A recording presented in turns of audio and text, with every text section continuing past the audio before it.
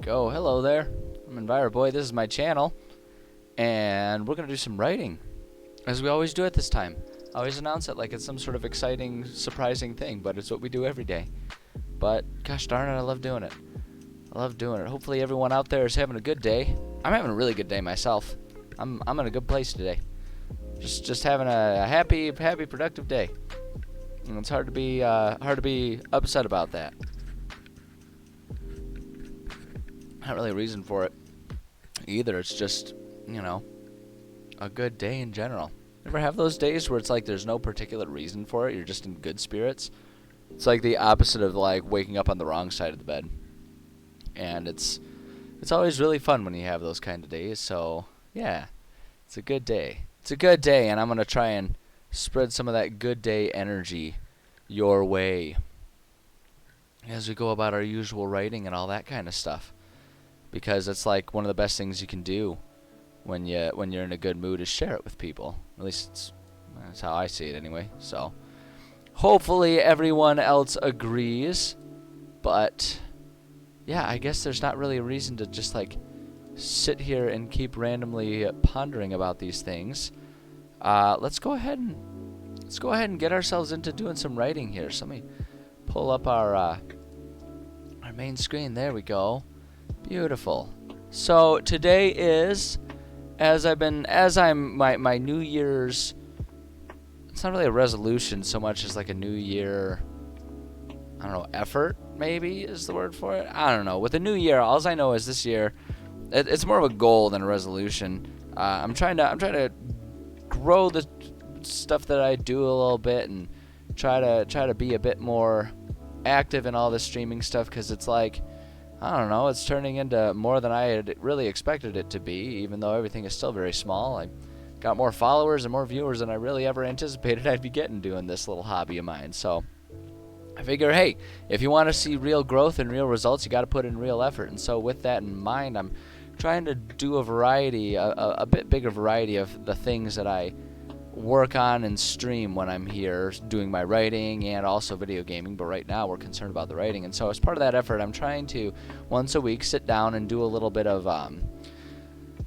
something other than just my campaign project that I'm constantly working on here. Because I think there's a lot that goes into world building that goes beyond just writing campaigns. If you're trying to build a full I don't know, like a fully fleshed out and fully realized world, be it for D&D and really any game.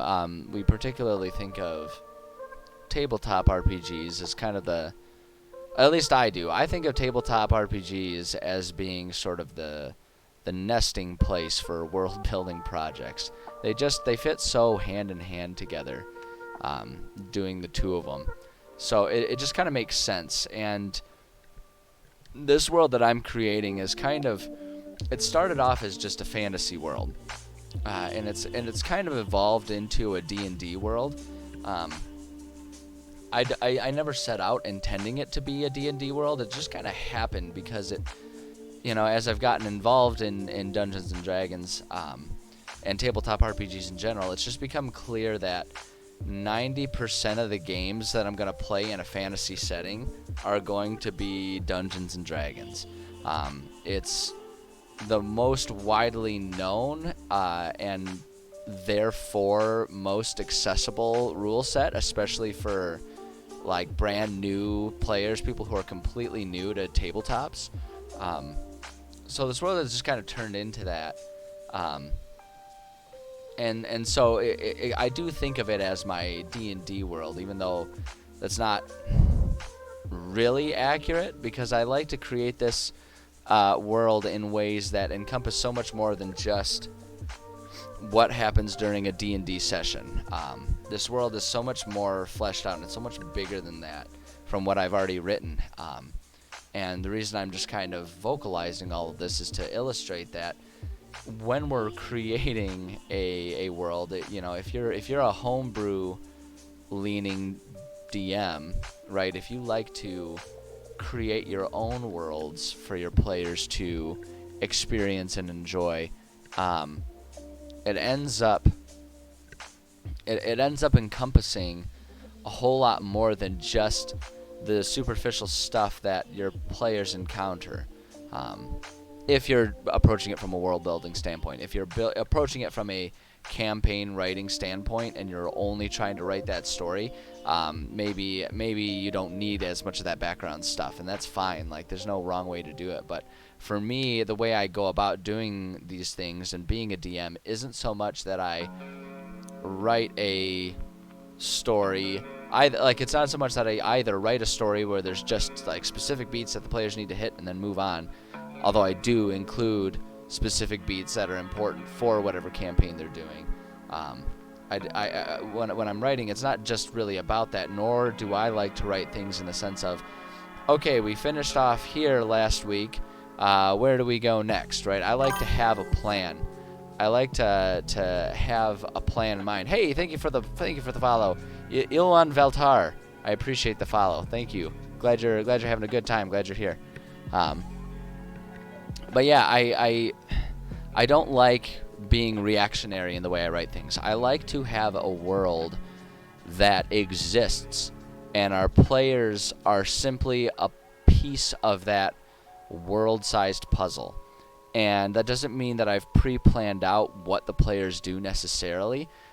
It's more so that I have a world that have a bunch of things ready to happen, and the players get to be the ones who make it happen. So that's kind of my approach to things, and with that in mind, that's why I want to be spending more time during these streams. I want to be spending a bit more time working on things beyond just the campaign itself. I like to do that world building, and I wanna do that with my audience, with everyone here, because I think there's a lot of cool ideas that people can share, and I think working on this sort of fosters different conversations than just working on a campaign, right? Because writing a dungeon, say, or organizing a boss battle, it's a very different process than discussing, what is happening within the Pantheon and what this or that other god or goddess is up to. So I think there's a lot of value in doing this stuff, and that's why I want to do it. Also, it's really fun. It's really freaking fun to just imagine a Pantheon for a world. So,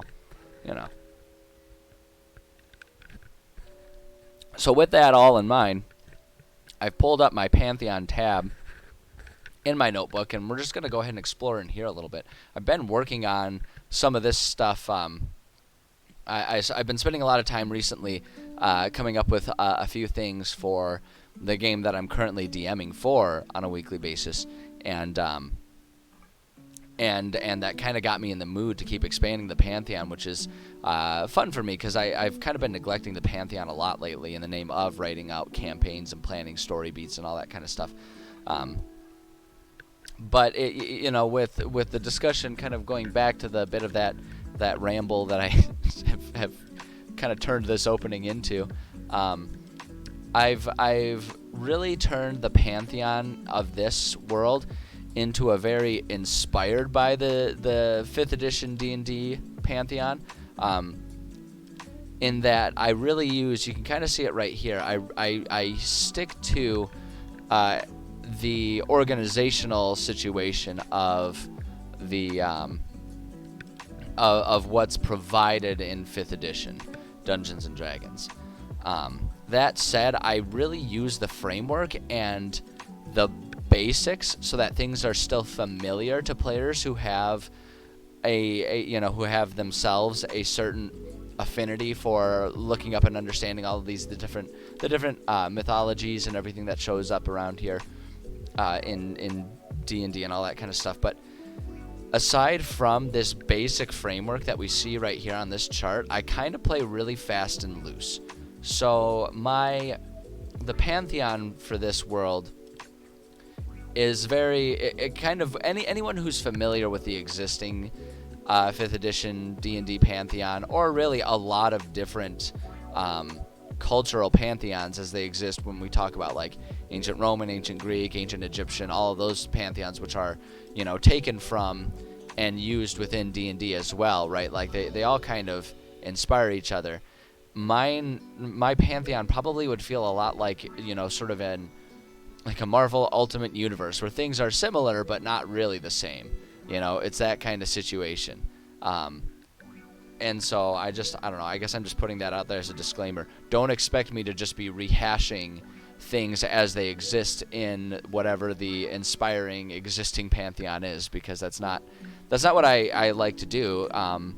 Because if that's all I were doing, I wouldn't bother with this, right? Why reinvent the wheel? It's not fun or enjoyable to do it that way. It's a lot more fun and interesting to kind of come up with things as they fit within this world that I've done and that I've been working on, and what's meaningful from that standpoint. So what I like to do for this a lot of times when I sit down and I'm in the mood to do some Pantheonic type stuff, I don't think that's a word, Pantheonic. Yeah, I don't know. I'm gonna coin the word Pantheonic. I'm gonna do the Shakespeare thing. I'm gonna make up a word. That's what I do. Like, Shakespeare was allowed to do it. Why can't I? Change names around and call it a day. Yeah, I mean, you can. You certainly can. Just like roll the dice and shuffle them all up and call it good. No, usually what I'll do is I'll take the names that are existing there and I'll keep the basic essence, but I'll change the details. Change the details of when it comes to, any one of these astral plane realms or whatever, I'll a lot of times have it be like, it's still Elysium, and there's still some similarities, but I mix and match which gods and goddesses show up in there based on, how it fits within what I've already created and what I need for my campaigns and stuff. Although I do like the idea of just drawing, taking a deck of cards, drawing a random one, and just all right, that's that now, call it good. But yeah, usually when I'm in the mood to start working on Pantheon-based stuff, a lot of times what I like to do is,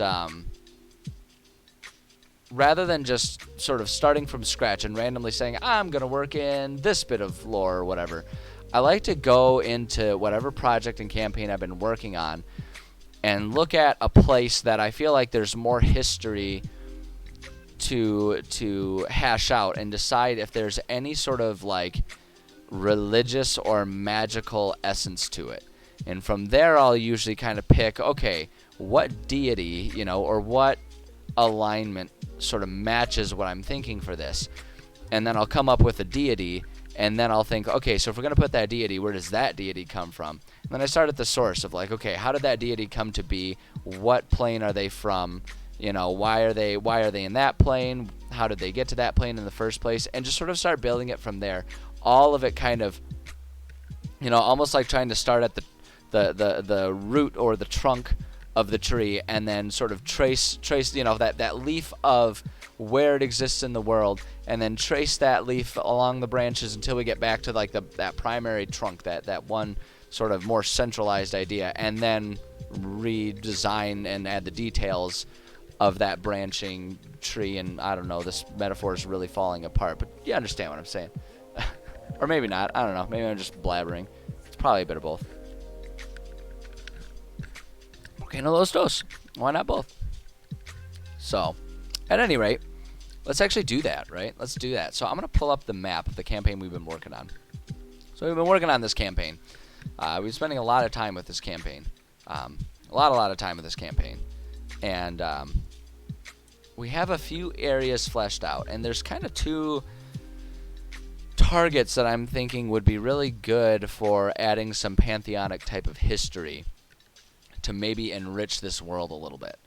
And we can, and when I say two, I mean two of the places that I've already kind of written out, and that I might kind of go back and add some details to the place just for the fun of it, just to kind of,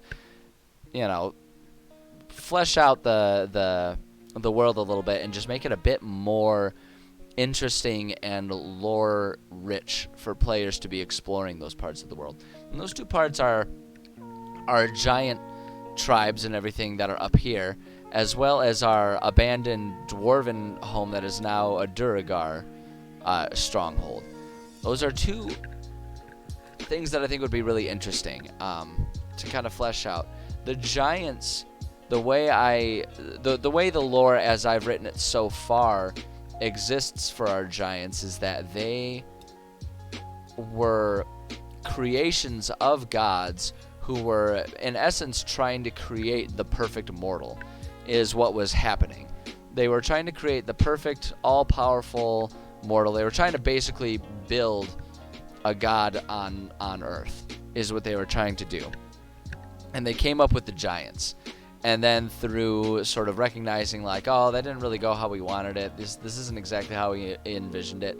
They sort of, in some ways, hamstrung the giants and just kind of left them to their own devices up in these mountains away from the rest of the mortals, with the thought that, well, if the giants can just like do whatever they want in the mountains, they can have their fights and their giant wars up in the mountains, and there's unlikely to be a whole lot of other mortals spending much time in that area, is sort of the idea that the gods had.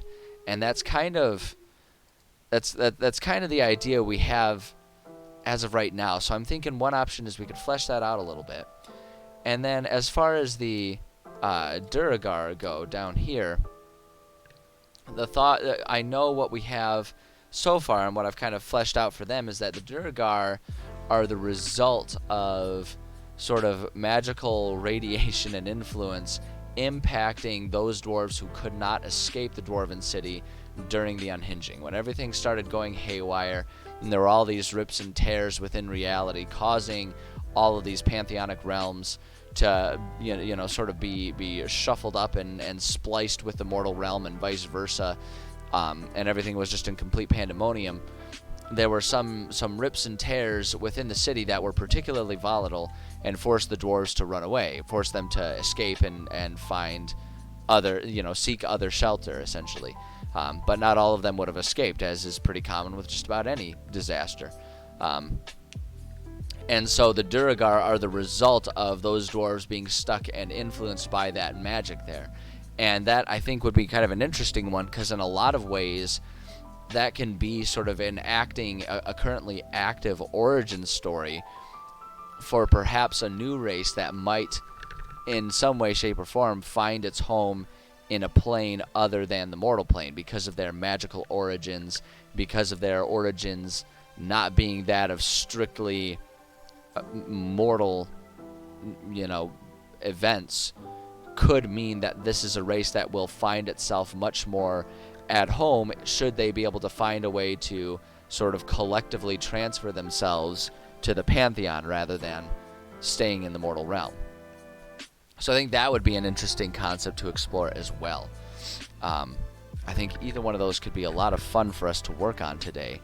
And I have yet to decide which one, so I'm going to take a sip of my drink to buy myself some time to try and decide in the next 10 seconds. So buckle up for that. Everyone knows it's better entertainment when you pull back the curtain and explain every single little detail excruciatingly. Everyone knows that makes it more fun.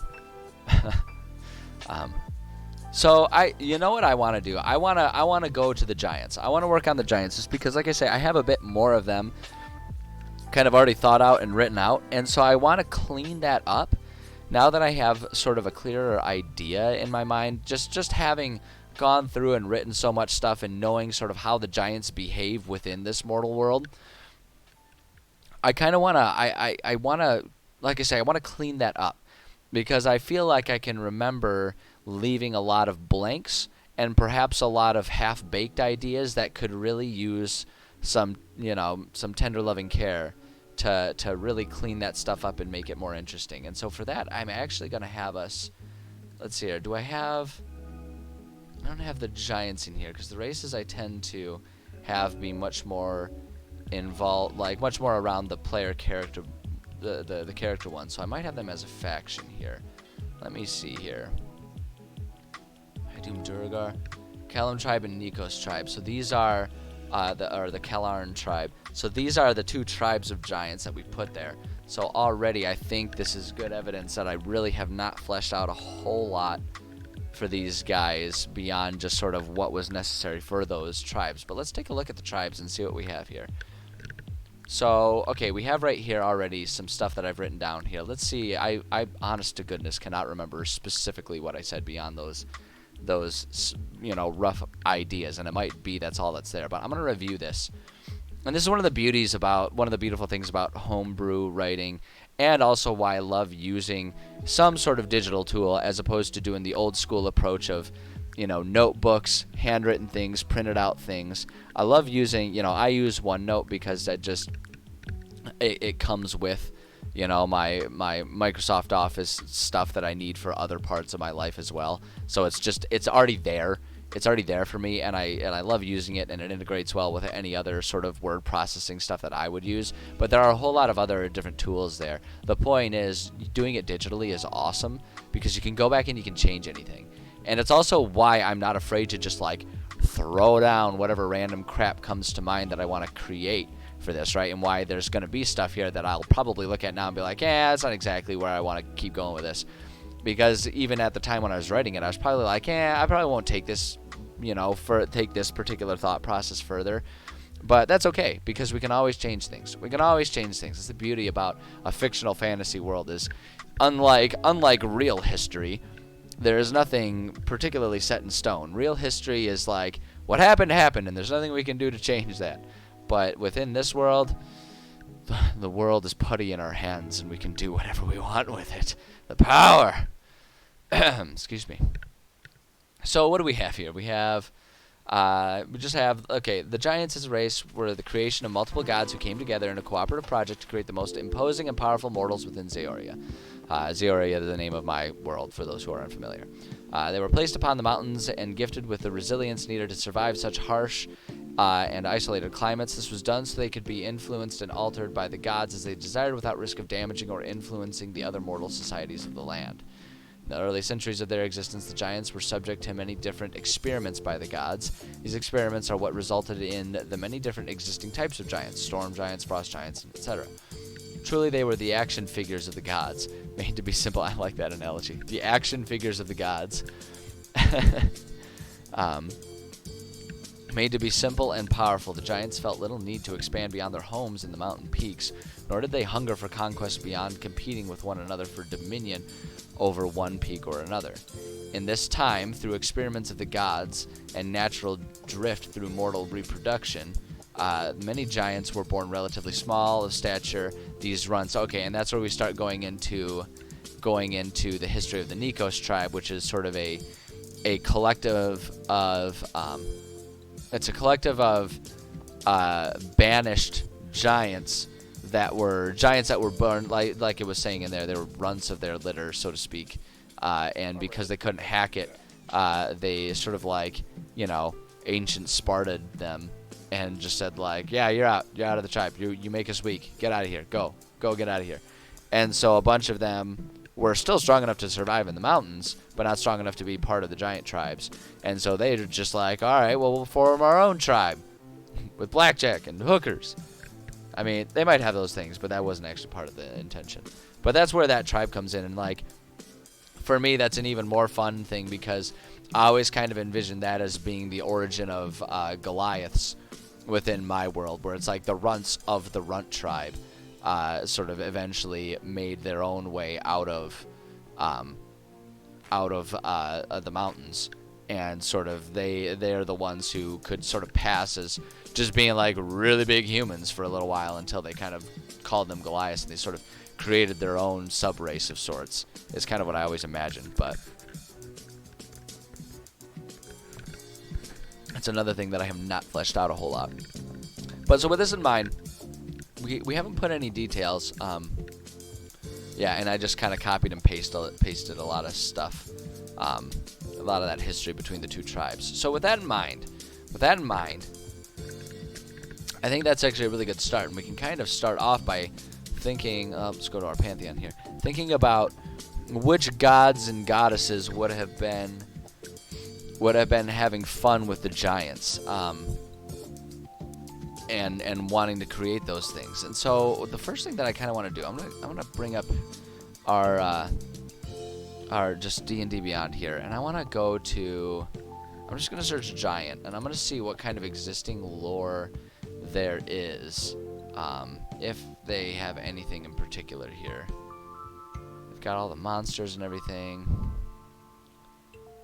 I just want to see if they. I don't. There's not that I'm aware of any particular like history of the race of giants that that official D&D stuff really focuses on.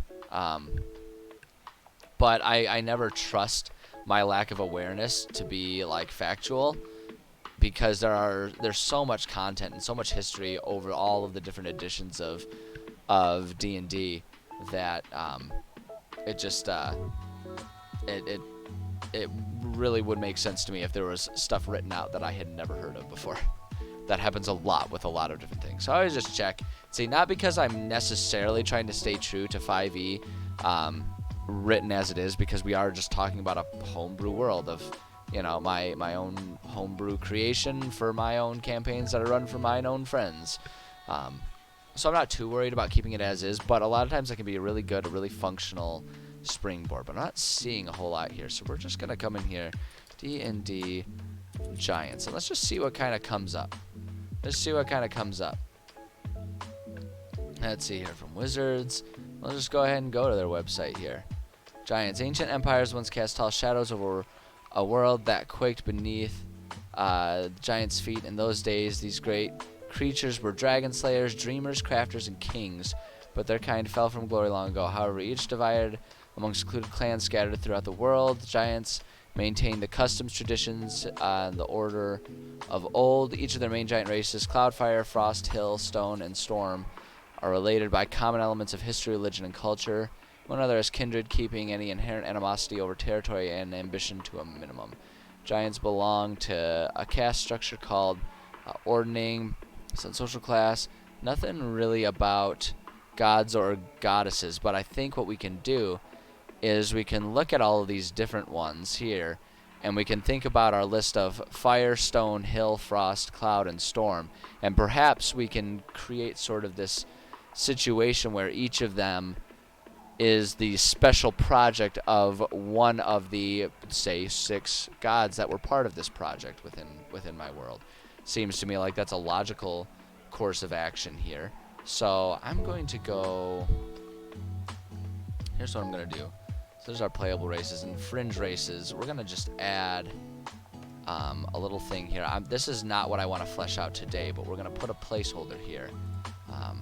We're going to promote that subpage, so it's right there. We're just going to say Giants, and we're just going to say born... actually, you know what we can do? Here's what we can really kind of save ourselves some time. We'll go here. We'll take these first 2 paragraphs of the Giants. Take that, and then we can just go back to our Giants races here, and we can boom, create that there, and then I'm just going to put in just a little footnote here that say 6 primary sub-races and their origins. And then we can come in here and get ourselves a bullet point. So we have, let's see if I can remember all 6 of them. It's like trying to remember Santa's reindeer. Fire, frost, cloud, hill, storm. Which one am I forgetting? Fire, frost, cloud, hill, storm. I'm forgetting one of them. Which one is it? Fire, hill, frost, stone. Stone. That's what I'm forgetting, the stone ones. And then storm and stone. So those are our different ones. And so I think what would be interesting is if we kind of looked through the D&D pantheon of existing gods and goddesses and see if we find one that like has kind of like, just find one that has these buzzwords associated with them, and we can kind of just assign them, right? And just call them the special project of each of them. So what we can do then is we can go over here. I know, let's see here. The easiest way is probably just going to be to do like Pantheon. If we just do that, and then I think if we just like bring this in here, it'll probably, yeah, here's our D&D Pantheon. Here we go. So here's all of our gods and goddesses. So we can just kind of look here and see if there's one that seems like it would kind of fit the bill, and then we can kind of keep building from there. Because like I say, I'm not overly concerned with necessarily sticking to the canon lore for each of these, because we're creating a homebrew world, and that's like the point of creating a homebrew world. We can kind of mix and match things a little bit and have some fun with it, right? It's a creative effort as opposed to a school memorization one, so to speak. But we can take a look at all of this stuff here. So if we wanted to do fire, we can look and see if they just have one that's just flat out God of Fire. And I'm just basically looking at the last word and seeing if there's anything about fire in any of these. Storms. So Talos, God of Storms. That'd be a really good one for storm, possibly. Fire could be, we could do a God of War, right? And we could think about, one of these gods. That's a pretty, like, fire and war are pretty hand in hand thematically, or at least historically they have been, and that does create a certain familiarity for players that it would be an easy logical step for them to take. Death, sun, light, and warmth, possibly. That's an option right there. If we want to go ahead and start going over to like Celtic and all the other deities, which I consider all of these. I consider any deity that has ever been, imagined in human history as fair game, because, in an open world setting that we are writing as we feel like writing, pretty much anything is fair game. There's a spot for anyone and anything, so we can just kind of look through these and see what we get here. Warriors battle, oceans and sea creatures, commerce, healing, livestock, yeah, beauty, healing, strife. Yeah, we could go with like Ares or something like that. I feel like Greek and like Roman deities fit really well with the concept of giants. I feel like it just feels like a bread and butter type of situation right there. So this might have some really good ones. Dionysus would be a good one. God of mirth and wine. That'd be kind of a good one. Smithing and craft. That would be kind of an interesting one too. Like, God of smithing and craft would have a lot of respect for fire, right? Like he would really respect the power and essence of fire and consider that to be a worthy trait of a giant. So that's actually kind of an interesting idea. I might end up going back to that one if I don't find anything better. It's an interesting concept. Let's see here. Judgment, death. We could go with the Egyptian Apep, god of evil, fire, and serpents. That would work.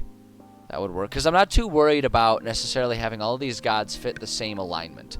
In fact, I think it would be really interesting if this was like a cross-alignment, project where all these gods who all for perhaps their own motives and their own reasons were all in agreement, like, hey, working on these like perfect mortals would be really interesting and really fun, and they all just kind of worked on these things together despite their various alignments. Because I always imagine, like, I never really imagine the alignment scale as being something like, oh, if you're on opposite ends of like the alignment wheel, then you are naturally and necessarily enemies. I've always viewed that as more of their personality tends towards these types of decisions. So that doesn't mean they can't cooperate and get along with each other. It just means that their personal tastes and sensibilities allow for different decisions and different courses of action to be made and taken, is sort of what I always imagine. So I'm not too worried about that myself here. World secrets. Ooh, that's kind of an interesting one. God of darkness and desert storms. It's an interesting concept. Go with like Norse. Sun. Again, sun would be a decent one. We could go with Frey. Fertility, loyalty, luck, trickery, win. Again, sun. Mountains. That would be kind of an interesting one for like hill giants or something like that. Giants of cold, strategy, hunting in winter. Yeah, what was that? Where's that one up here that I was thinking would be really interesting? The god of smithing. Yeah, if we wanted to go, we could go with our Greek We could go with like a Greek motif and perhaps stick with that. Like I say, because maybe it's just me, but I always feel like giants and titans and like, you know, those types of things just kind of go hand in hand with like, you know, our various Greek mythologies and stuff like that. They just always feels like those themes are pretty similar and shared there. Not exclusively, but I don't know. That might just be my personal thing. But I like that idea. I like that idea of Hephaestus being the one that wanted to make the fire giants, and this kind of thought process of like they respect and appreciate the power of fire and imagine that as being the best resource, so to speak, to give to this race of giants. So I'm gonna do that. I'm gonna lock it in. Final answer. Hephaestus. So Hephaestus. Okay, that's my little trick. Hephaestus. It's my trick for remembering how to spell things that are difficult, is you break it down into small little things. So for fire, I think that's perfect. So now that I've kind of locked one of them in, I'm gonna try and stick with the Greek deities and just have it be kind of Greek gods and goddesses that were part of this project, just because I think it's fun to have it all be similar. So if we want to go with frost, strife, hunting, childbirth, wisdom, civilization, agriculture, mirth and wine, underworld, marriage and intrigue, strength and adventure, travel and commerce, home and family, victory, nature, sea and earthquakes, good fortune. It's not any of them that are explicitly there for frost, but I'm thinking we can probably see a couple of these similar to how we just did, you know, with Hephaestus there. I'm thinking we can find a similar situation of one that's like there's sort of like an icy nature to it, so it's like agriculture is the opposite of that. But I could see war and strife being a cold type of thing and using frost for that. So I could see Ares being sort of the originator of all of them. Nature, sea and earthquakes wouldn't be the worst, but I actually think that would be, almost because of the earthquakes part of it, it'd be kind of interesting if they're the stone giant one, because that's more of like an earthy concept, the way I envision it. Yeah, I actually kind of like the idea of the god of where was it? War and strife, Ares. I wouldn't be opposed to using Ares. The other one that I think could be good is where was it? You could almost have Hades be the god of like the icy touch or something, being the of the death domain and all of that kind of stuff. That would be kind of an interesting one too, because we always think about like Hades and all that stuff being more focused on like fire and brimstone or all that kind of stuff. But I always think it'd be kind of an interesting switch up if it was more about just like that icy coldness that we always describe death as. So I think that would be an interesting one too. And actually, now that I'm thinking about it more and more, I actually really like that. I really like that. So we can do that. And what's fun about that too is when we go into our Pantheon, right? So we have like Hades there as one of the as one of our potential realms, and so it could be like his namesake or something like that. It'd be kind of an interesting thing. But I don't know. We'll think about that one. I guess I'm not like 100% certain on how I want that one to be, but we'll percolate on that one a bit. We'll think about that one for a little bit. In the meantime, let's go ahead and finish all of these. So we have cloud, hill, storm, and stone. So cloud is, to me, that's going to be more so air because we have a separate storm. So if we want to stick here, let's see here.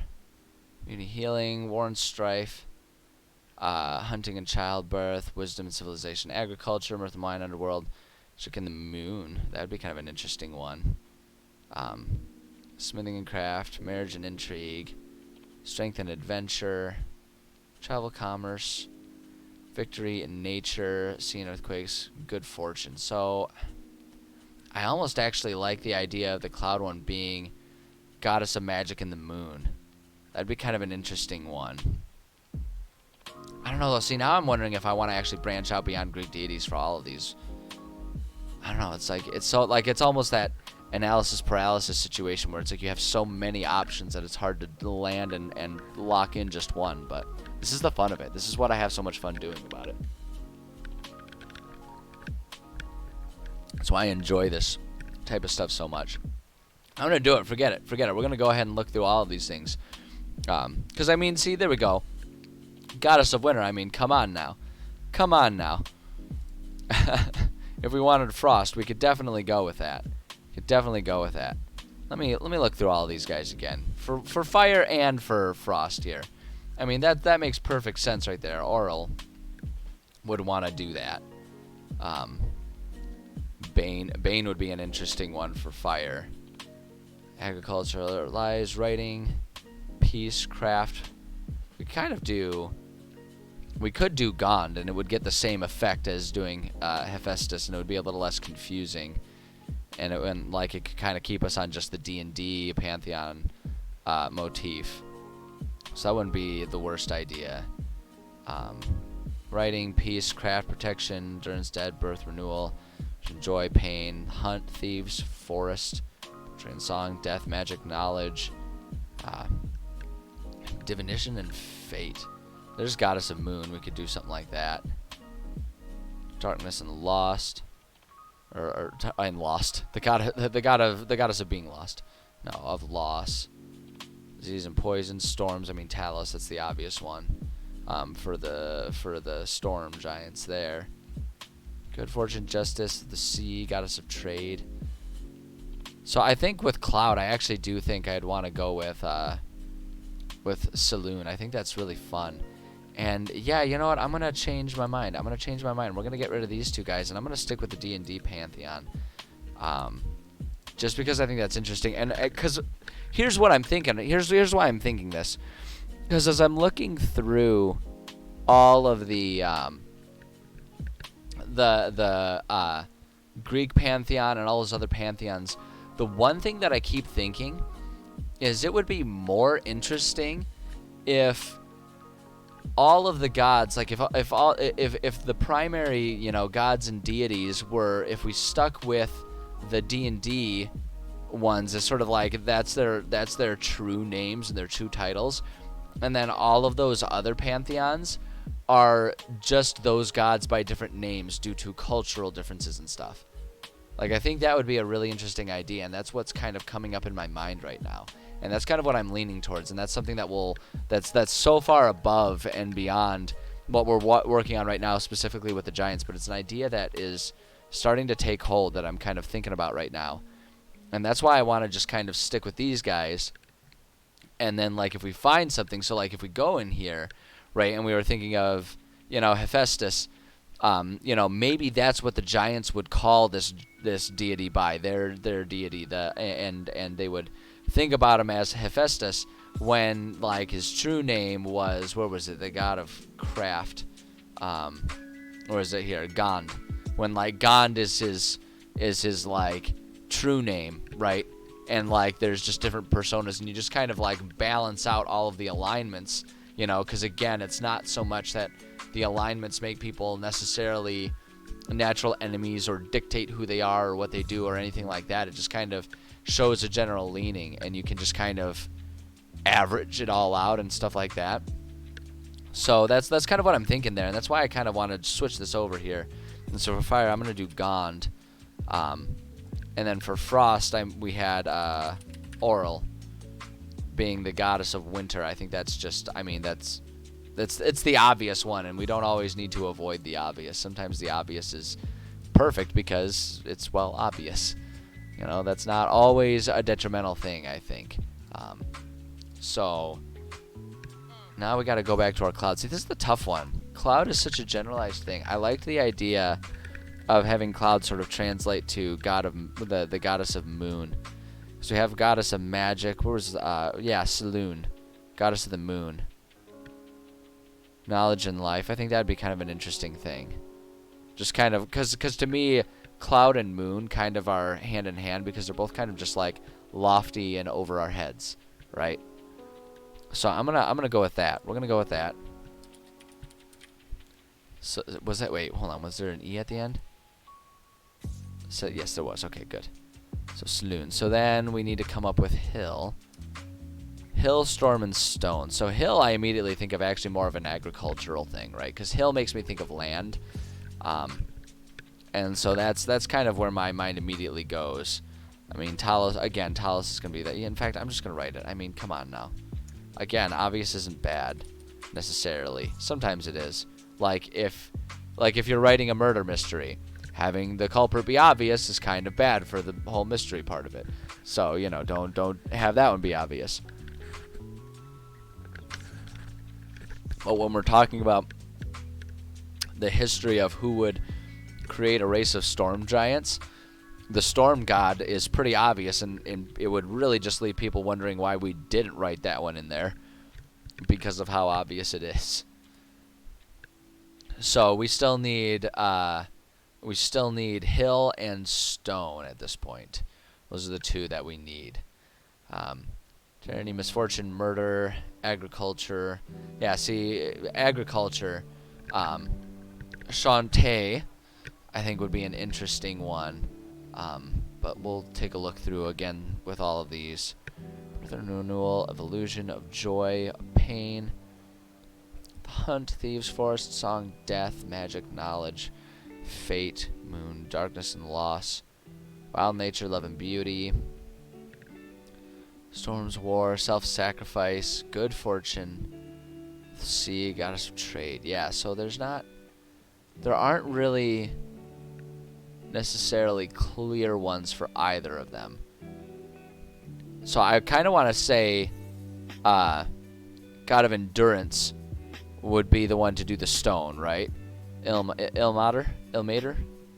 Ilmater? Imater? I don't know.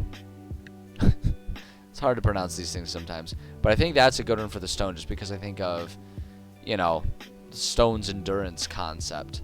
I think would be a perfectly good one. So I'm going to go with that.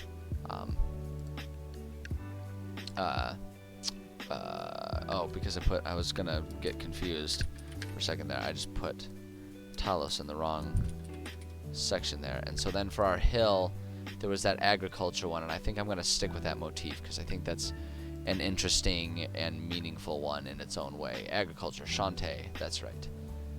Yeah, I think that'll work well. I think that'll work really well. Shantae, so it was Shantae. Where is it? I'm going to check that again. EA. It's EA. Okay. EA, there we go.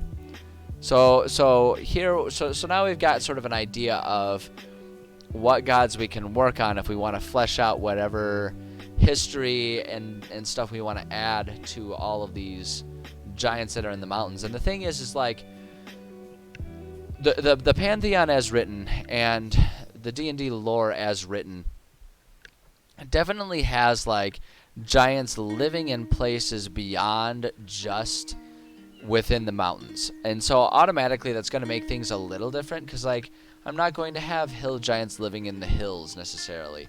You know, like all of them are living in the mountains. Maybe hill giants prefer to be at the foothills of the mountains, but they're all going to be just sort of populating the mountains and stuff like that. So it's not like they're all going to have completely wild and crazy out there histories of where each of these individuals comes from because of these differences. They're all going to have originated from the mountains, and perhaps they just choose different parts of the mountain to make up their home based on their nature. So like the frost giants would be at the very tips of the mountains. The cloud giants would be wherever the standard cloud line on any given day is, right? That's what makes them happiest. Fire giants might be individuals that actually find very large hollowed out or volcanic mountains among all the mountain ranges, like still active ones, and kind of make up their homes, along the rims of volcanic mountains or something like that. I actually really like that idea. That'd be really cool. I really like that idea. All right, we're gonna have to work on that one. That's a really cool idea. And just find like these giant tribes that live just like, like you've got your, if we look at my glass, right, as like the rim of the volcano, they make it like on the foothills inside the glass or something like that, inside the rim. That'd be really interesting. I like that idea. And they're very industrious, and they use the heat from the volcanoes to make things. It's like Mustafar. Oh man, it's gonna be really cool. I like that. I'm already getting all kinds of inspirational hits in my brain space for that one. But yeah, and then like the hill giants will be at the foothills. Storm giants will perhaps be on whichever side of the mountains tend to get more tumultuous air currents and stuff like that, because that's like an actual geographic thing, where depending on how like air currents and stuff work and the rest of the the geology around, there's like always a stormier side of mountains typically, because of the way that air patterns move over mountains and cause precipitation on different sides more frequently. And then the stone giants are just like your standard. Those are the most common ones, perhaps, that you just find among the mountains and places that are not overtaken by all these other guys. But I think we've got a whole lot of fun stuff to work on here. And so if we're thinking about, again, following, so we start off, we're at the very, like we've got 6 leaves at the terminal end of one branch of our pantheonic tree here. Right, where we've got like all of these different gods that do things, and so we want to or rather, we've got these sort of sub races of giants that will worship and have been born from one of these gods, and then we can follow those gods along the branches to where they go to their own, different realms and everything like that. So we've got 6 different trains of thought that we can follow. And they all sort of will terminate in whatever realm within the Pantheon, whatever realm of the Pantheon they would originate in. And so this is where we start, for me, at least with my process, where I'll start looking at the alignment of each of these. And so what I'm going to do for that here is I'm going to look at each individual one. So we got to find Gond first. Gond, I don't know. Gond. He's true neutral. Knowledge, god of craft. So, if we look at our Pantheon wheel here, right? So our two sort of neutral plane, like there's a couple different ways that we can interpret neutral. There's like, neutral evil, which I always consider to be like true evil, and then there's true good. And then there's true chaos and true law. So for me, I think the obvious one is to have Gond be, have him originate from the Mechanist realm, right? I mean, when we're talking about craft, when we're talking about cogs, when we're talking about creating things, there are very rigid requirements for that kind of stuff, which is sort of a physics version of law. There, so I think that's the obvious choice here, Mechanist. Now, my knowledge of Mechanist is pretty limited, so I'm going to start by looking in here. Actually, you know what I want to do? I'm going to just open in a new tab just so we can keep ourselves right here ready to go with these guys for everything else, rather than having to go back and forth for everything. Mechanist. And let's just see what exists within our D&D, within our existing D&D lore, and we can see here. So talking about creating multiverse, it's got like planes for all of these things, and it's got a little bit of stuff written out for us, and so we can kind of see what exists here, and then build from there. Mechanist law is reflected in a realm of clockwork gears, all interlocked and turning according to their measure. The cogs seem to be engaged in a calculation so vast that no deity can fathom its purpose. Mechanist embodies absolute order, and its influence can be felt on those who spend time here. Modrons are the primary inhabitants of Mechanus. The plane is also home to the creator of Modrons, a godlike being called Primus. Mechanus creatures always use the average damage result first. Okay. Imposing order. So those are just optional rules for if players are in there. So what I'm immediately envisioning here when I think about this is a nearly endless landscape that is just gears and clockwork, right? And it's like entire cities exist on the face of clocks, and on gears and everything. And like the cities are not stationary because the gears are always turning and working. But because everything is so engineered by the proper rules, there's no concerns ever of anything being damaged or falling apart, right? So that's my first thought here. And so if we're in our Pantheon here, so Mechanus, I've not thought about what Mechanus would be like within my world's Pantheon here. So we're gonna say we're gonna call this one true lawful, like as lawful neutral, right? But it's true lawful because it's like, direct west on our compass here.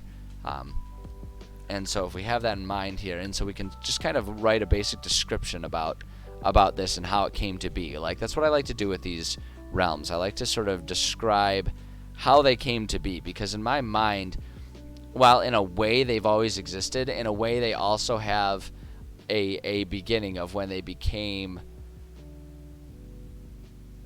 truly like what they're recognized as, and that can be influenced, and maybe it hasn't changed a whole lot.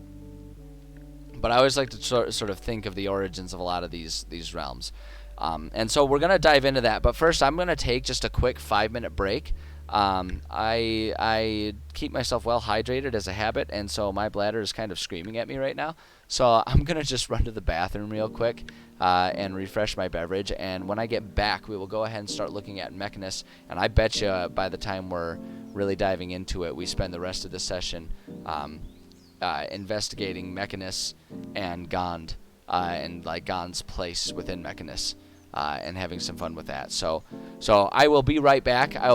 We will keep going. I'm definitely not done, but like I say, I need to take care of my my physiology here. Otherwise, this is going to turn into a very awkward stream when I pee myself. So, thank you for your patience. I promise I will be back very soon. Sit tight, and I will see you shortly.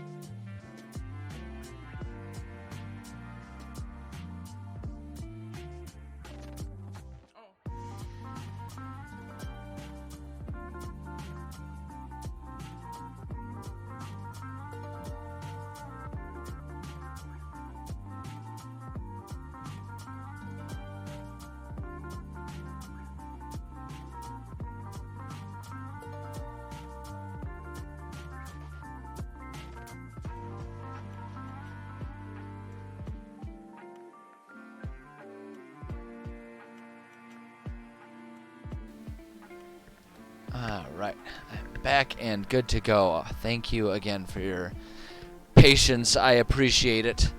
I often wish that I didn't have to worry about such mundane things as going to the bathroom, but alas, here we are. It cannot be avoided. Cannot be avoided, unfortunately. So again, I appreciate the patience. But where were we? Okay, so we were gonna start working on Mechanus a little bit here. So kind of describing it. So my first thought here actually, I'm gonna do D and D Mechanus. I'm just gonna see, like, I like to go to, the Forgotten Realms wiki and stuff like that. I just like to kind of look and see what other envisionings exist of kind of how these things look. And again, I'm not looking to copy anything. So I'm just trying to get an idea of how things might have looked in the past.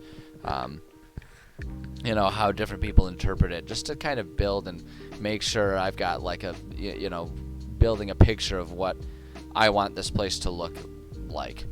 So it's a place of rules, law, and process. Organization above all, denizens of the place disagree on how order is to be maintained, but in the end we all serve its structure. Without structure we are nothing.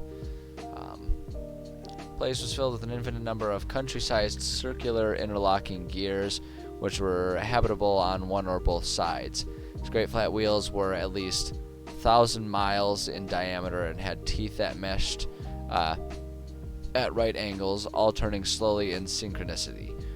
Each disc had its own gravity and operated in a sphere of circumscribing it exactly and putting normal to the top and bottom surfaces. The void between the gears was filled with air, allowing easy flight. Plane of law and order, Nirvana had equal amounts of light and dark, heat and cold. Measures of the four elements. There was a place for everything, and everything was in its place. Even if individuals living here existed to fit into the greater scheme of things. Okay, so they kind of consider this true, like a nirvana state of true neutral, lawful neutral. And then again, it's talking about the only creatures native to the place are the Modrons, created by Primus. We already kind of talked about that one. So these are different realms, I guess, that are part of it, in a way. I'm not entirely sure what that's talking about, so we're just not gonna worry about it. So okay, so that just kind of gives me, and I'm going through all of this. Like I say, I'm trying to just sort of demonstrate what my process is for this as I'm doing it. Not necessarily what a right or wrong process is, but just what my process is. Because I think a lot of times people can kind of get hung up on trying to understand and figure out where they want their balance of existing lore versus invented lore for their homebrews and stuff to be. And that's something that I've definitely had issues with in the past, but I've kind of found my personal balance. And so I'm just kind of hoping that by taking the time to do these types of streams from time to time, this is the type of stuff that can be helpful for some people. That's the hope anyway. That's the hope. So let's see here. So describing this place, Mechanus is a realm of where law is held above all. Everything has a place, and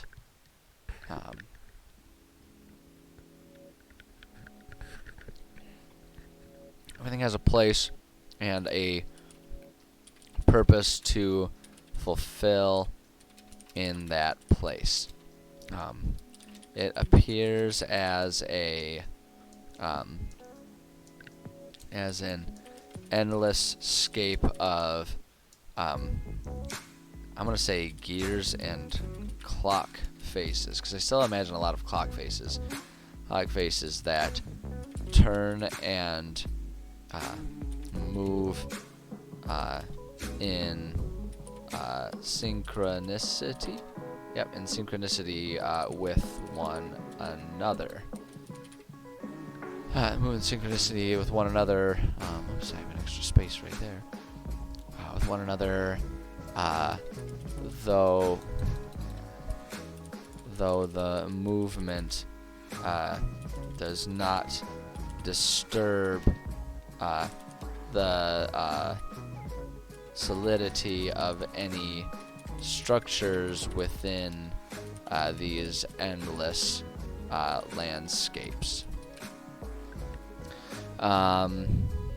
Let's see here. So one thing that I always like to do within my Pantheon is I have I sort of have existing portals that connect all of the various realms to one another, or at least to their neighbors.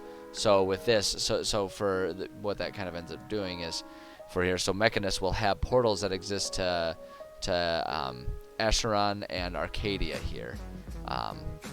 And so I like to kind of describe those, and what I would like to do, let's see here, yeah, Acheron, okay, is where I ended up putting Zaris there. Interesting. I guess I didn't realize I put him in Acheron. Acheron? Akron? I don't know. I don't know how to pronounce it. But I know Akron is like the endless battlefield, if I'm remembering properly. What was Arcadia? I'm blanking on Arcadia here. So I'm going to come up here. Arcadia thrives with orchards of perfectly lined trees, ruler straight streams, orderly fields, perfect roads, and cities laid out in geometrically pleasing shapes. Mountains are unblemished by erosion. Everything on Arcadia works toward the common good and flawless form of existence. Here, purity is eternal, and nothing intrudes on harmony.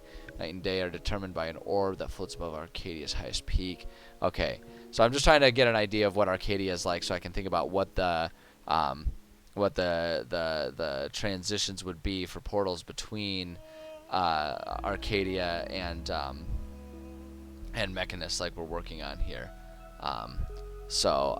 Hey, Prince John, how's it going? It's been a while. Glad to see you here. So let's see here. Within this realm are accessible, wait, hold on. Better way to phrase that. Are two accessible portals to neighboring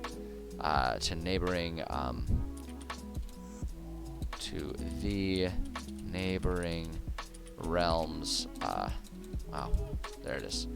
Neighboring realms of Arcadia and Acheron. I have no idea if I'm pronouncing that right. I have no idea. Signing multiverse. Yeah. So I was kind of talking about earlier at the beginning of the stream how like I've spent so much time on the campaign, but when it comes to like world building, there's so much more that goes into it beyond just writing the story beats for a campaign. And so I always kind of have rough ideas of what the Pantheon within my homebrew world here of Zaoria is, and but I don't spend a lot of time actually like fleshing it out, and that's something that I've been wanting to spend more time on. So that's what I'm doing, spending time fleshing it out, and like my approach is always to find an element within the campaign, whatever campaign project, whatever sort of like material plane project I'm working on for the sake of a game.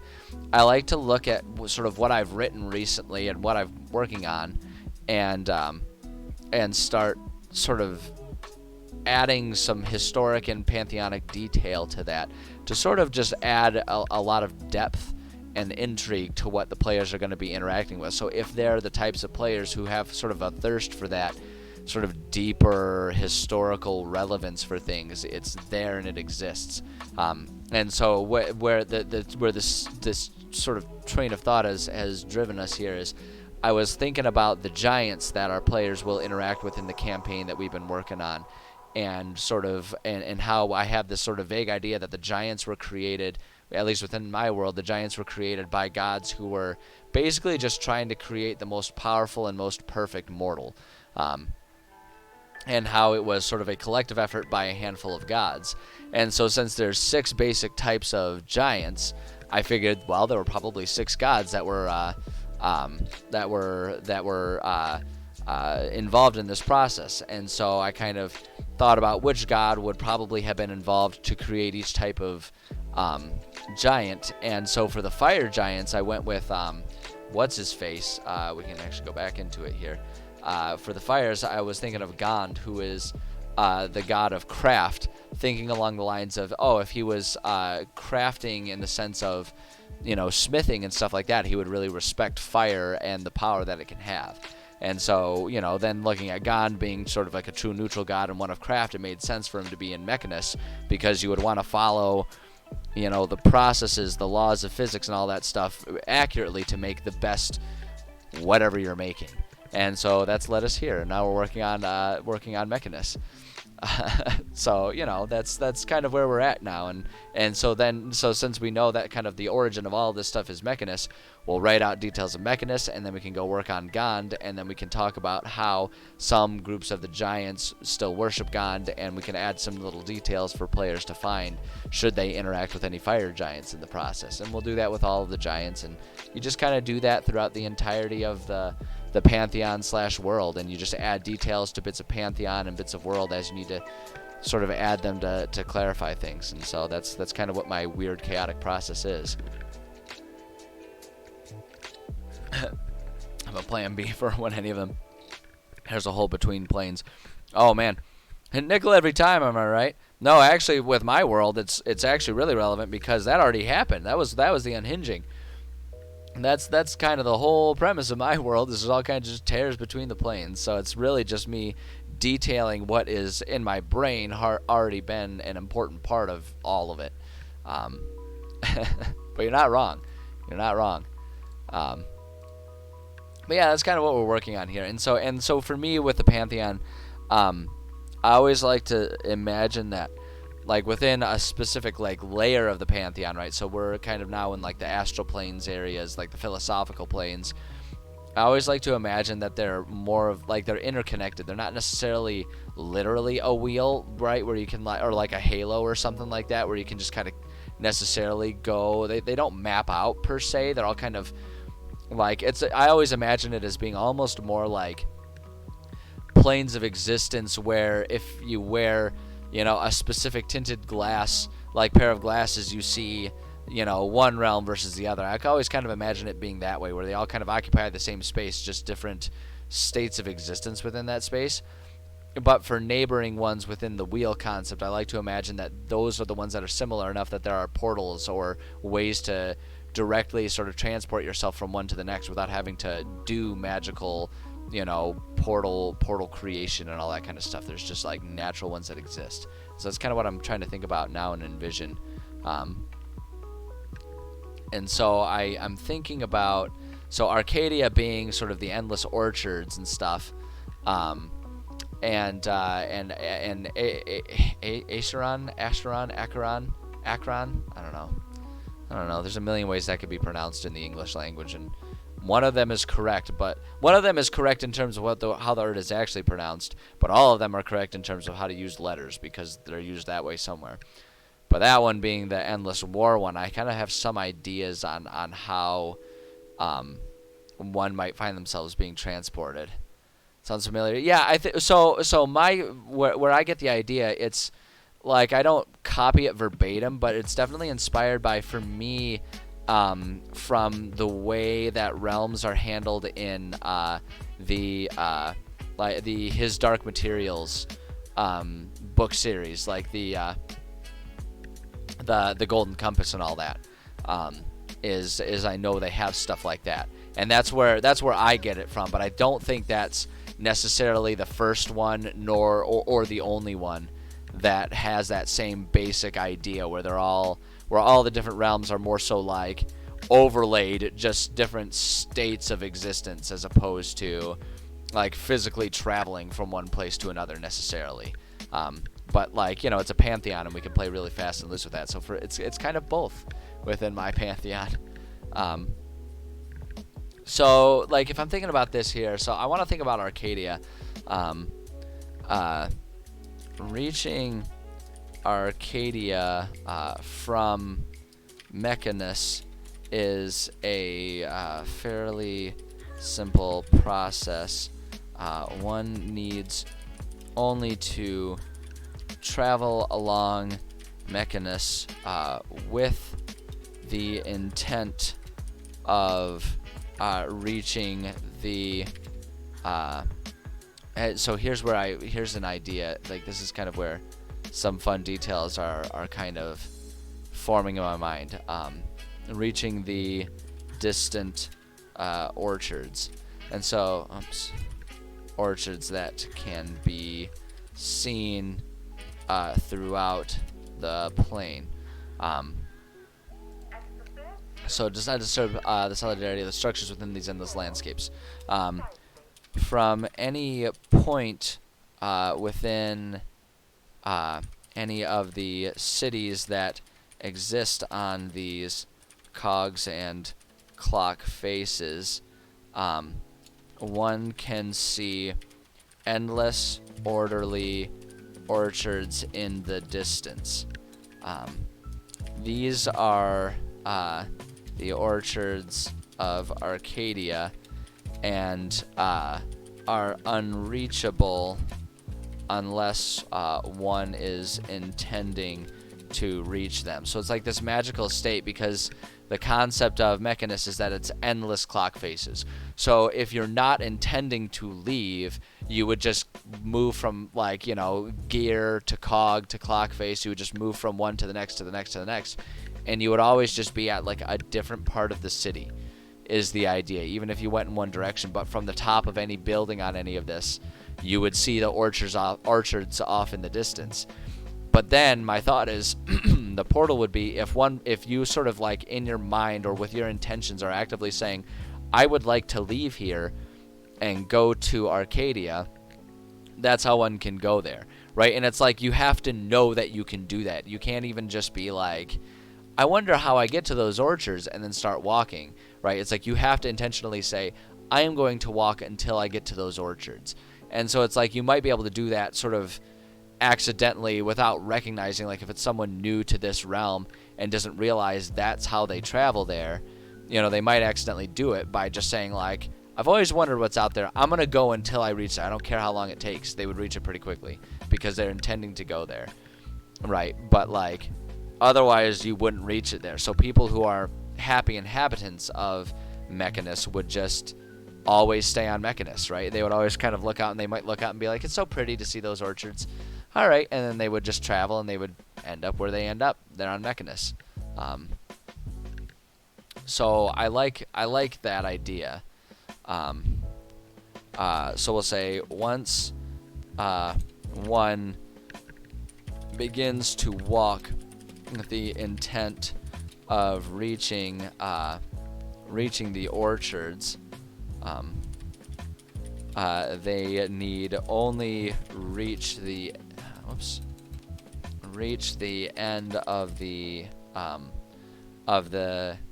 gear or clock face they are currently on, and they will reach the orchards as soon as they depart the face they are on. So that's like the natural portal there. I like that idea. And then my thought for reaching like the portal to Ekron, I still don't know. I'm not comfortable saying it in any way. There's not one way I can pronounce. I pronounced it like 15 different ways since bringing it up, and I am not content with any of them. All of them sound wrong to me.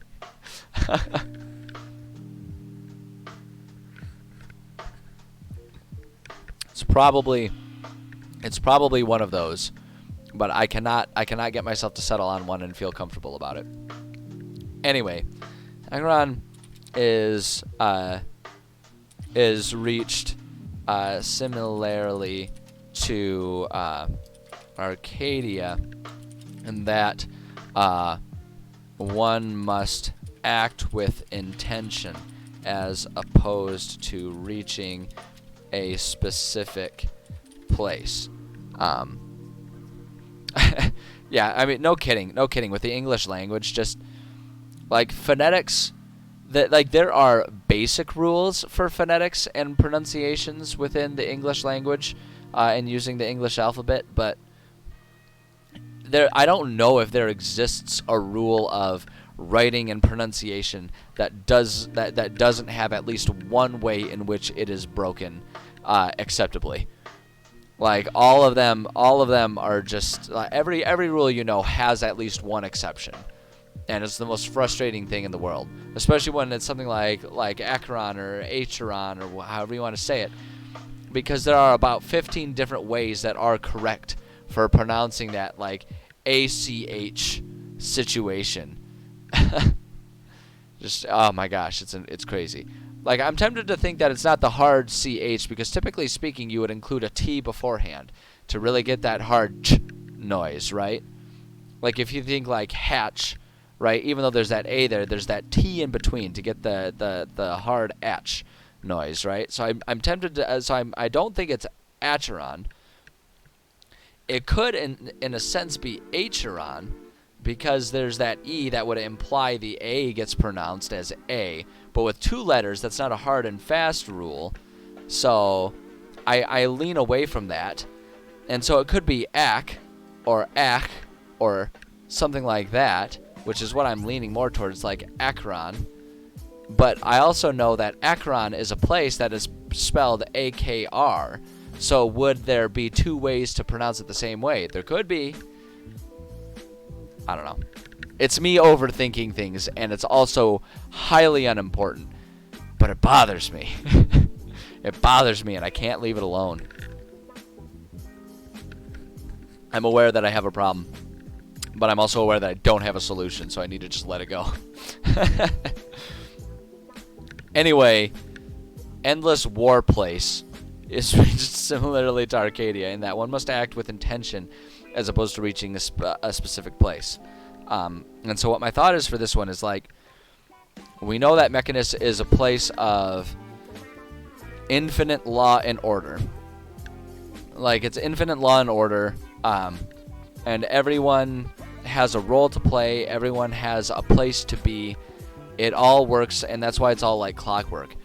And so my thought is that leaving Mechanus and reaching Akron is a process of intentionally breaking something in Mechanus, which is in and of itself an act of war, right? Like, because they have because it is a place of endless law and order, to go against what is known to be the proper course of action at any given time within Mechanus would sort of cause you to would cause you to just sort of like fall out of Mechanus and land in Akron amidst the endless cuboidal battlefields of what Akron is sort of what my thought is. Because, like, while there's certain, like, it's still kind of considered a lawful evil realm, because there is a lot of order in terms of taking orders and following orders within war. By making an act of aggression, of breaking a law or a structure or breaking something within Mechanus, you are sort of taking on the essence of Ekron instead. So that's kind of what my thought is. When one intentionally breaks something within Mechanus, be it a law or a physical object, they are intentionally engaging in an act of aggression and war. By doing so, they immediately disqualify themselves from their place in Mechanus and earn passage to the endless battlefields of Akron. Acheron. Damn it still bothers me. I can't let it go. Oh, it's pitiful. Absolutely pitiful. But yeah, so that's kind of like what my vision is of what the what the state of this place would be. Where it's just like everything, as long as everything accepts its place and just goes with it, everything is fine. Like it's neither good nor bad, right? And that's the idea of this one. It's like true lawful neutral, right? That's this plane. So there's nothing good or bad about it. So there's no expectation that any person like or dislike that to any degree. It simply is, and that's what one does there. And there's this sort of inherent understanding that whatever your place is, like everyone has an inherent understanding of what their place is and what they're supposed to do there. And additionally, there's this inherent understanding that you have to do that, otherwise you are not, you cannot be part of Mechanist. So that's why if you, without evil intention, intend to leave, that's you abandoning your place there, and so that it earns you passage to Arcadia. Or if you refuse to do what you're supposed to do while you're there, which is breaking something, then that earns you passage to Akron. So that kind of is my thought there, because like it doesn't make sense to me that there would be a physical portal, considering this is supposed to be an infinite, endless place, right? Not all of the realms and planes are infinite and endless, but this one is. And I think that for some reason that just makes sense to me, considering it's like neutral, right?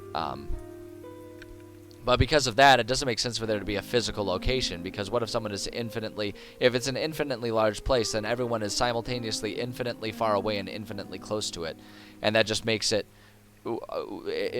hard and meaningless to conceptualize a physical place, because even though we could, in theory, let that exist because it's magic and nothing necessarily has to be real, it kind of destroys any use and functional understanding that players would have of this place, right, if we get that abstract. So the idea to me is that because it's always infinitely far away and infinitely close at the same time, all it takes is intention to get there, because if you don't intend to get there, you'll never get there. It's infinitely far away.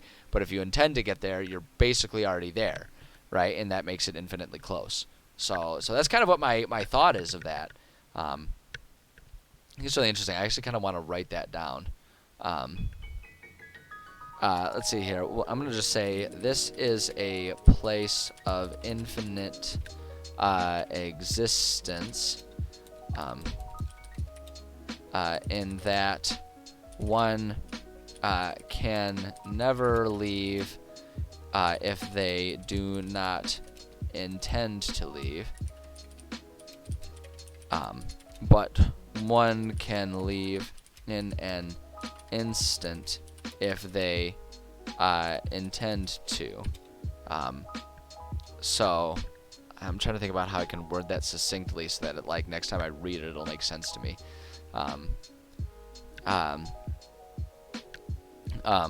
There are no physical portals out of here, as the nature of it being infinitely large prohibits physical. So there are no physical planes out of portals out of here. Prohibits such things.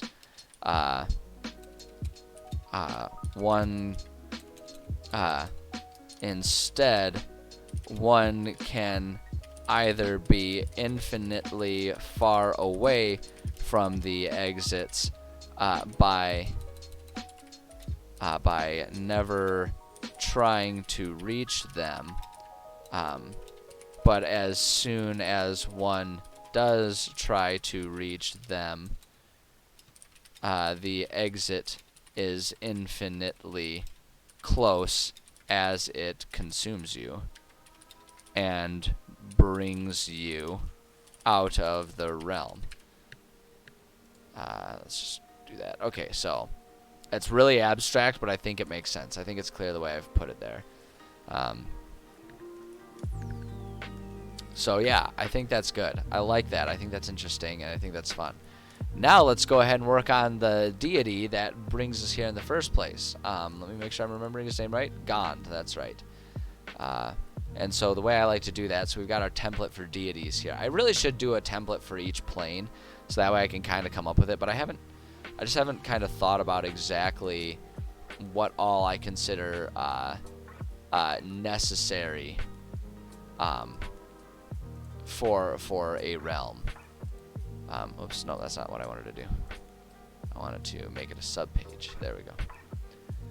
Alright, so we are going to say Gond, and he is true neutral. So I'm deciding that within my realm, Gond resides in Mechanus. Although he's like being true neutral, he could kind of reside almost anywhere he feels like, but I feel like that's where Gond would want to be. I know, I do have a template for everything.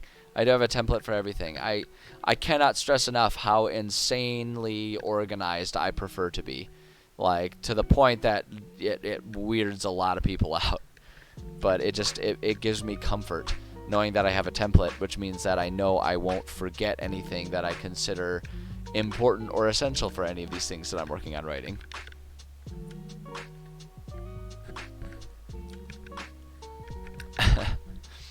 So, alright. So he's true neutral, existing in here. So, within my homebrew world, my thought is always that the planes are perhaps infinite. Like, they have always existed and they always will exist. Maybe not in their current form, maybe not as recognizable as they are now, because I imagine them as just kind of being different states of existence, rather than anything necessarily out and away and untenable from a mortal standpoint. And so because of that, just like time itself within my world, I don't consider it to necessarily have a beginner and end. It's like infinite. But they also can definitely be impacted and changed over time, just like any other, state of existence. And so because of that, I don't consider, or rather in spite of that, because even though the planes themselves are infinite, I don't consider deities to be infinite. I don't consider, I think it's much more interesting if every single deity originated as a mortal and earned their right to be there. I think that's a much more interesting thing, and I think that's much more fun to think about, because to me that just kind of adds reason why one might, a religion might form around them and all that kind of stuff. So that's just that's how I go about things, and so that's why we have like our pre-deity history here, and all that kind of stuff. And so we're just gonna go through and start working on this. So I'm imagining Gond. So and a lot of times it just kind of turns into a stream of consciousness. So before he was a deity, so we'll say Gond was born. I want to see. Actually, you know what I want to do? I just want to check and see. I don't think they'll have anything beyond just. Oh, they've got some information about Gond here. I just want to say. Oh, I don't own the thing though.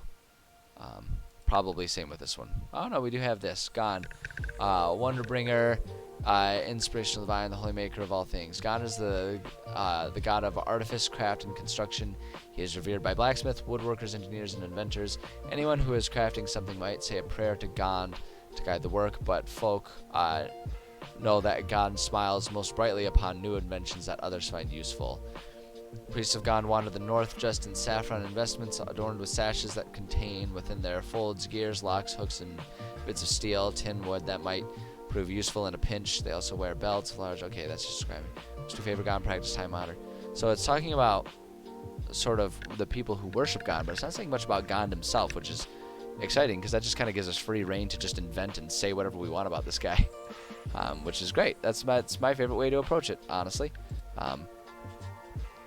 So let's see here. So Gond was born I don't know, a dwarven child to a family of blacksmiths. Smithing and creation was part of his life always, so it was no... Smithing isn't a word? Smiting? I mean, he might smite, but yeah, he is a god, but not yet. I'm gonna leave it. Smithing and creation was part of his life always, so it was no surprise to anyone when at... Oops. No, the comma goes before the space, bud. When at a young age, he quickly achieved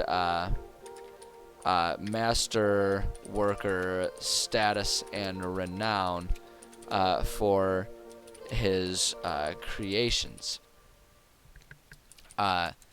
His weapons and armors were highly sought after by every warrior, but Gond did not feel passion for these instruments of war.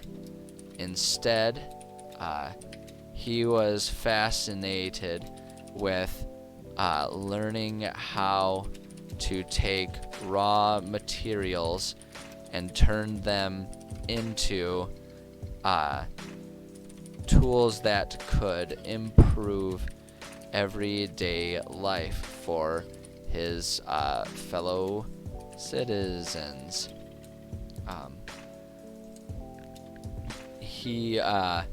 Let's see here. He would spend any moment of free time that he could find tinkering with metals, trying to figure out how to make them more suited to any specific need, as well as figuring out what needs could be met through some sort of mechanical invention. So we can just kind of do something like that. So that's like kind of just who he was. I really love making them I really love making deities like super mundane in their origins. I think it's really interesting to sort of ponder how one could become a god just like accidentally.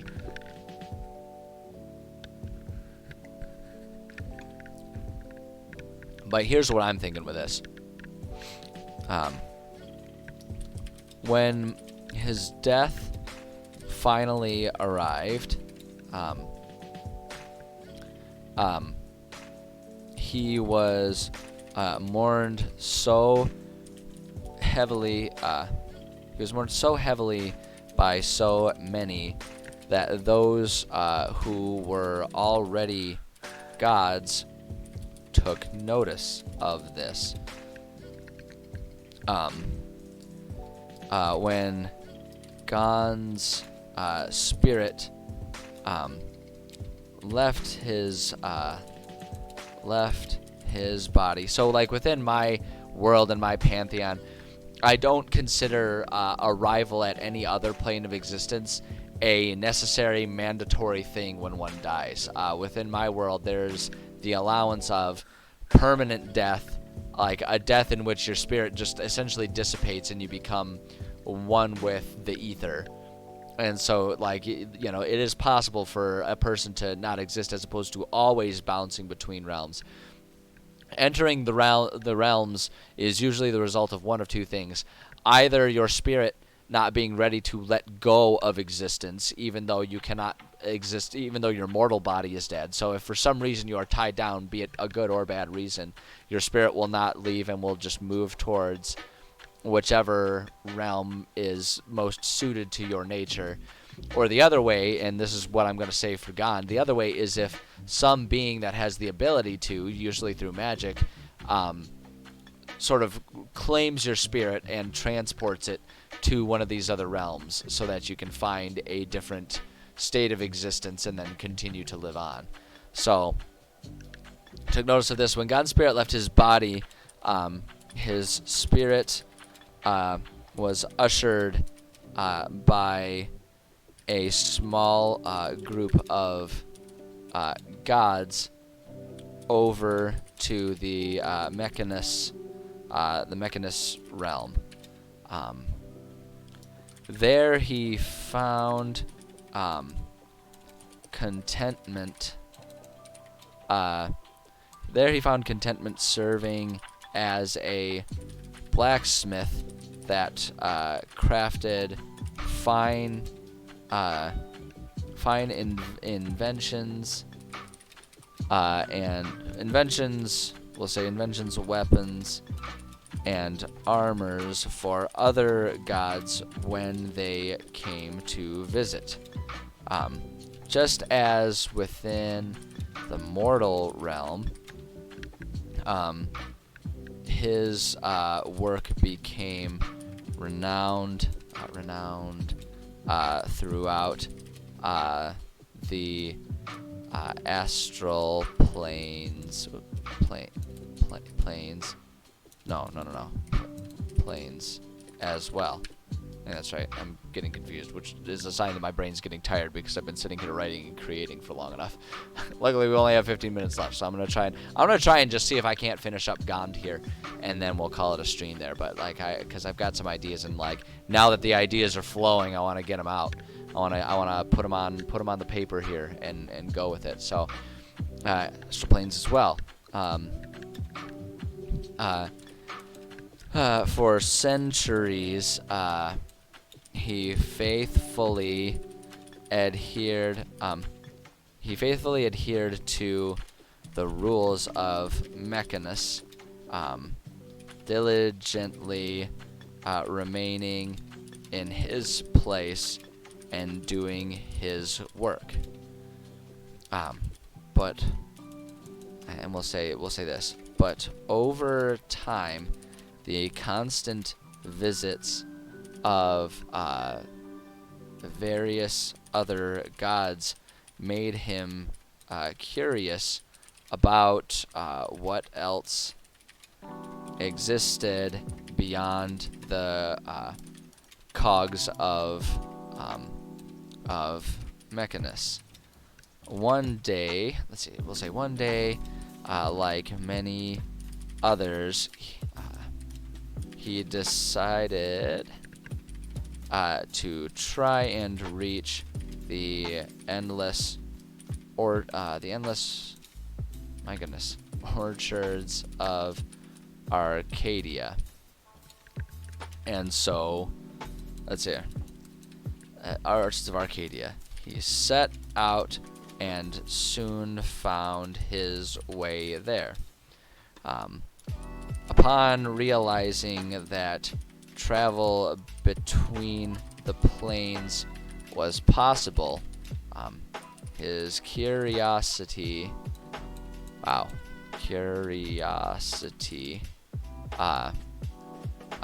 grew in magnitude, and he soon set out to travel them all. During his travels, he would use his skills as a smith to create things unique and valuable to the beings of each realm, never holding any one realm above any other, because he's true neutral, right? So he doesn't feel the need to see the good guys or the bad guys any better than the others. So we'll say one realm above any other.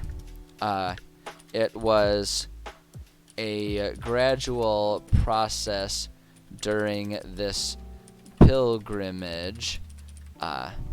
Pilgrimage. There it is. During this pilgrimage, that he became more and more deified. Is that a word? Deified? Deified? Deified, that's the word I'm looking for. Became more and more deified until it became such that he was a true god worthy of worship, rather than a simple being of the ether. So it's like he just kind of he just sort of became a deity. He started off as just a dude, but his works became so well known because he would craft and create things for the other realms, and those other deities would take them to the mortal realms, so people within the mortal realms came to know him and began to worship him, and that's sort of when he became a deity. So let's see here. So pre-unhinging history. Gond has spent centuries as the subject of worship by countless crafters and tinkerers. Prior to the unhinging, small shrines in the homes of trade and craft specialists could be found worldwide. There were few actual churches, though his worshippers were numerous and widespread. And honestly, that's all we really need for him. That just kind of explains it. He just was kind of there. People were always like, say a prayer to him. He was just kind of like, like probably in that way seen as a lesser god, and not like a divine god so much as, maybe divine. Maybe divine's not the word. It's just like not one of them like super powerful going to do divine intervention. More so just like will watch over, and you can appease him if you make something well, in his with his spirit in mind, like just that kind of thing, and so that's pre-unhinging, and honestly, unhinging and present, like after the unhinging, I don't imagine that changed much. Not much changed in the worship of Gond after the unhinging.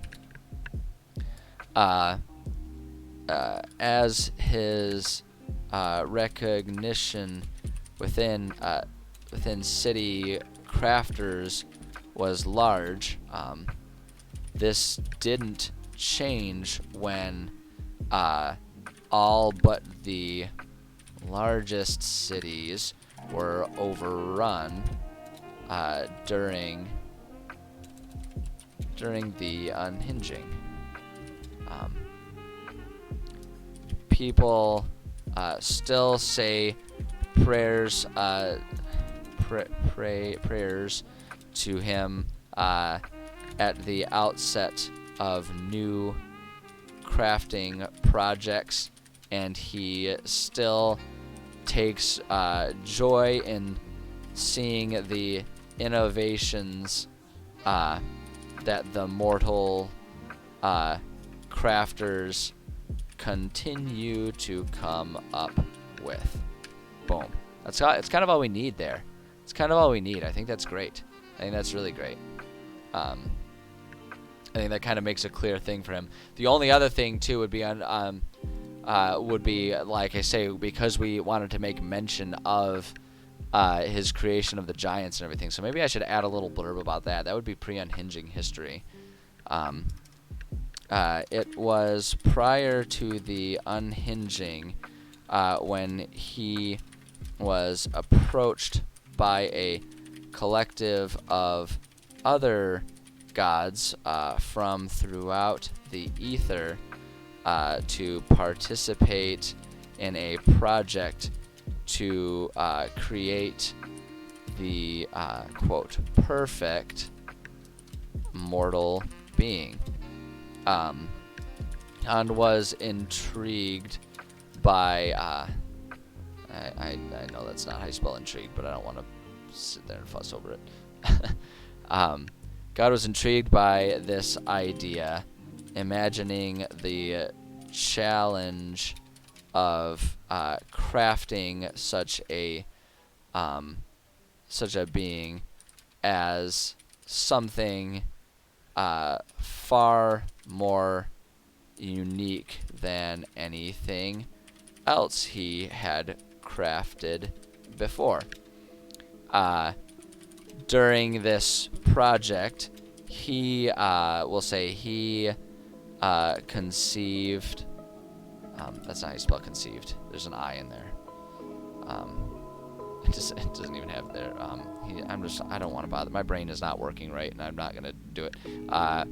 During this project, he came up with the idea that perhaps the perfect being would be the masters of fire, an element essential to both. I'm not going to say essential. An element particularly suited to both creation and destruction when honed properly. As such, he was the creator of the fire giants. The fire giants, who worshipped him as a holy father figure. Boom. And so we can do this. And we'll say he is also still worshipped by the fire giants, who, though he is not as fond of as they are, not particularly inclined towards innovation.